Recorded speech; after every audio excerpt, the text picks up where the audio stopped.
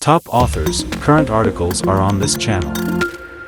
With Trump's help, Biden makes the GOP play defense. Elections and substantive policy battles alike are often decided by which side is playing offense and which is forced onto the defensive.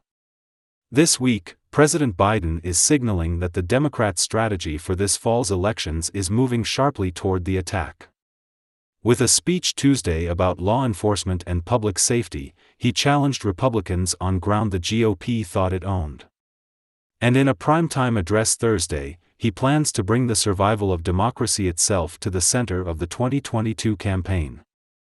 The new emphasis reflects two major hinge points in shifting the public conversation. The House hearings highlighted Donald Trump's role in the January 6, 2021, insurrection. And many Republicans have embraced extremism in their condemnations of the FBI's search of Trump's Mar-a-Lago home for secret government documents. Trump's lawless possession of those documents, along with his party's efforts to minimize it, is making a hash of the GOP's law and order slogans. And the former president's omnipresence in the news has short-circuited Republican hopes of making Biden's unpopularity the centerpiece of the 2022 midterm campaign. That will become even harder if Biden's ratings stay on the upswing. Day by day, Trump is making the playing field ever more difficult for his party, to the still mostly private consternation of many of its leaders. His decision to go to court to seek a special master to sift through documents taken by the FBI allowed the Justice Department to offer a scathing 36-page response Tuesday night. The court filing underscored the sensitivity of the documents that Trump refused to turn over, forcing the search, and pointed to evidence that government records were likely concealed and removed. This, the brief said, provided evidence that efforts were likely taken to obstruct the government's investigation. Trump loyalists are increasingly pressing Republicans to defend the indefensible, and to talk about the man many of them would rather see disappear into the shadows. Biden, who has been reluctant for much of his term to mention Trump and has often stressed his dreams of bipartisanship, is ramping up the pressure. 6 months ago, the president's Tuesday address on crime and law enforcement in Wilkes-Barre, PA, would have been seen as a largely self-protective response to the GOP's success in branding Democrats as the defund the police party soft on lawbreakers. While Biden reiterated his consistent opposition to the defund idea, his address ended with rousing attacks on Republican calls to defund the FBI and a denunciation of the Trump-inspired January 6, 2021, attack on the Capitol. "Don't tell me you support law enforcement if you won't condemn what happened on the 6th, he shouted. For God's sake, whose side are you on?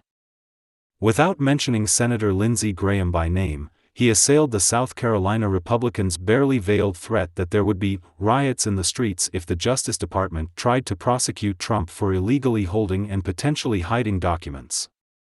No one expects politics to be a patty cake, Biden said. It sometimes gets mean as hell. But the idea you turn on a television and see senior senators and congressmen saying, if such and such happens, there'll be blood in the street? Where the hell are we? Biden's advisors see Thursday's democracy speech as linked to Tuesday's in returning to the central theme of his 2020 campaign. They note that Biden previewed his battle for the soul of this nation rallying cry almost exactly 5 years ago in an essay in The Atlantic. But the idea of making the protection and advancement of democracy a central 2022 election theme has been controversial among Democratic Party strategists, a significant share of whom insist that voters care more about bread and butter issues. Of course, economics always matter in elections.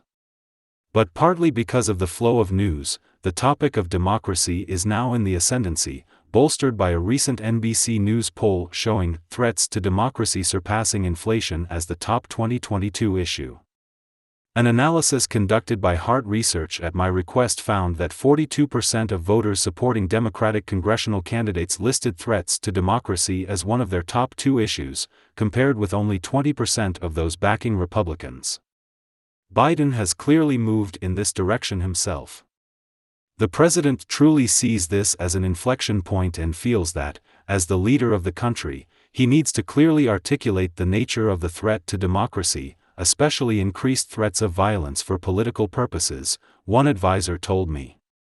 This is a time when the dominant wing of the Republican Party refuses to commit to free and fair elections, and refuses to commit to respecting them in the future. The paradox of American politics is that the putatively conservative party now finds itself reviling established institutions, threatening political violence and, in the Trump documents case, embracing the wrong side of national security.